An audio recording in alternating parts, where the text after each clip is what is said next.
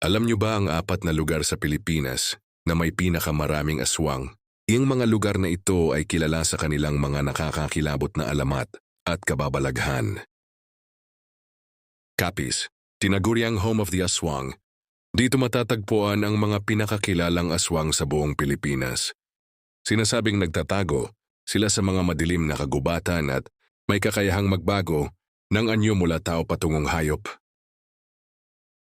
Antique, sa Antique, ang mga aswang ay kilala sa kanilang kakayahang magtunog ng tik-tik, isang tunog na nagpapahiwatig na may nilalang na malayo, pero ito ay isang ilusyon.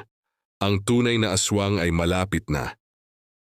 Sa Iloilo, ang mga aswang ay nakakatakot dahil ayon sa mga alamat, sila ay nagiging hayop tulad ng aso o baboy at nanghuhulog ng mga kaluluwa, lalo na ng mga buntis.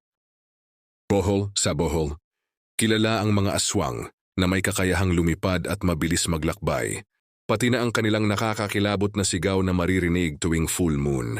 Saan nga kaya sa mga lugar na ito matatagpuan ang pinakamalupit na aswang? May alam ka bang aswang na kwento mula sa mga lugar na ito?